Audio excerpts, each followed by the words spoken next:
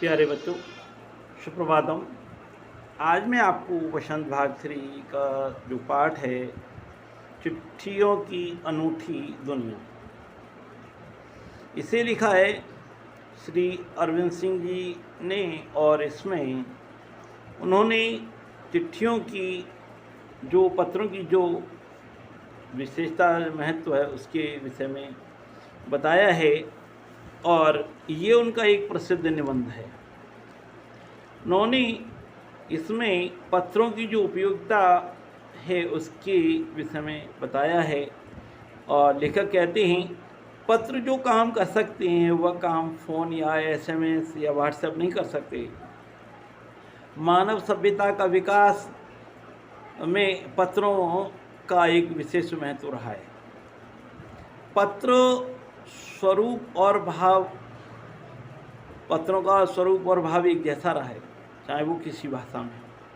उनको अलग अलग नाम से बुलाया गया, पुकारा गया है। जैसे उर्दू में खत कहते हैं, संस्कृत में पत्र, कन्नड़ में कागज़, तेलुगु में उत्तरम, जाबू या लेख, और तमिल में इनको काडित के नाम से पुकारा गया है, कहा गया है। दुनिया भर में रोज़ करोड़ों पत्र भेजे जाते हैं। भारत में भी पत्रों की लोकप्रियता है और हर दिन 4 करोड़ पत्र डाक में डाली जाती है।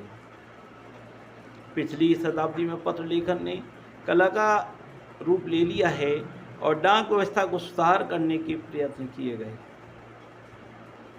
पत्र लेखन को विद्यालय के पाठ्यक्रम में भी शामिल किया गया है। विश्व डाक संघ और भारत सरकार ने पत्रों के प्रचार में योगदान किया है। यानी भारत सरकार ने पत्रों के प्रचार और प्रसार में काफ़ी योगदान किया है। आज भले ही बड़े शहरों में संचार के साधन हैं और इससे तेज विकास से पत्रों की आवाजाही प्रभावित हुई है, लेकिन ग्रामीण समाज में आज भी इसकी जो लोकप्रियता है वो बरकरार है। ऐसा कोई व्यक्ति नहीं मिलेगा जिसने किसी न किसी को पत्र न लिखा हो या न लिखवाया हो। ऐसा कोई व्यक्ति नहीं मिलेगा। हमारे देश के सैनिक तो पत्रों का इंतज़ार बड़ी बेसब्री से करते हैं। और आज परिवहन के साधनों ने पत्र के पहुंचने के समय में कमी ला दी है। आज केवल पत्र ही नहीं, अन्य साधन भी मौजूद हैं। पत्रों को सहज कर या संजो कर विरासत के रूप में रखने की परंपरा है। यानी पत्रों को सहज कर संजो कर उनको विरासत के रूप में रखने की परंपरा रही है। और पंडित नेहरू जी के द्वारा, यह लेखक ने बताया है, पंडित नेहरू जी के द्वारा इंदिरा जी को लिखे गए पत्र और जो करोड़ों लोगों की प्रेरणा का स्रोत हैं। और बता दें, दुनिया के तमाम संग्रहालय जानी मानी हस्तियों के पत्रों का अनूठा संकलन भी है उन संग्रहालयों में। तमाम पत्र देश काल और समाज को जानने समझने का असली पैमाना है। महात्मा गांधी, दुनिया भर के पत्र केवल उन्हीं के द्वारा लिखे जाते थे और वे जहाँ रहते थे उसका जवाब वहीं से देते थे। जिस जगह वो ठहरते थे, रुकते थे, उस जगह से ही उन पत्रों का जवाब महात्मा गांधी दिया करते थे। और महात्मा गांधी नहीं, आंदोलन के तमाम नायकों के पत्र गांव-गांव मिल जाते थे। पत्र भेजने वाले लोग उन पत्रों को किसी प्रशस्ति पत्र से कम नहीं मानते थे।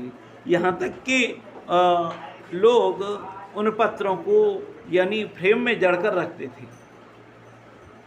पत्र किसी दस्तावेज से कम नहीं। पंत के 200 पत्र बच्चन के नाम और निराला के पत्र हमको लिखो है तथा पत्रों की आईने में दयानंद सरस्वती आदि कई पुस्तकें हैं। महात्मा और कवि के नाम से महात्मा गांधी और रविन्द्रनाथ टैगोर जी के बीच सन 1915 से सन 1941 के बीच जो पत्रों का संग्रह है प्रकाशित हुआ है। आज डाक विभाग का गुडविल बहुत है। यह लोगों को जोड़ने का काम करती है। घर घर तक इसकी पहुंच है और चाहे किसी भी वर्ग का व्यक्ति हो, चाहे किसी भी क्षेत्र में रहता हो, और उसके पत्र उसके पास आसानी से पहुंच जाते हैं। गांव या गरीब व्यक्ति भी गांव या गरीब बस्तियों में मंडिया डरता था। पत्र पहुंचाने वाले डाकिया को किसी देवदूत से कम नहीं देखा जाता था, यानी एक देवदूत की तरह उनको देखा जाता था। तो इस तरीके से ये मैंने आपको पत्रों की अनूठी दुनिया बता दी। लेकिन आज वर्तमान में इनका जो स्वरूप है बिल्कुल थोड़ा यानी ख़त्म सा ही हो गया है, क्योंकि अब जो मोबाइल फ़ोन है, व्हाट्सएप है, इनने ले लिया है आज वर्तमान युग में। तो इसलिए पत्रों का एक अपना अलग महत्व है। एसएमएस या व्हाट्सएप इनको हम संजो करके नहीं रख सकते, लेकिन पत्र एक हमारे लिखित दस्तावेज के रूप में हमारे सामने रहते हैं। इसलिए पत्रों का जो महत्व वो महत्व ही रहेगा। इसलिए पत्रों की जगह ये मोबाइल फ़ोन नहीं ले सकता है। धन्यवाद।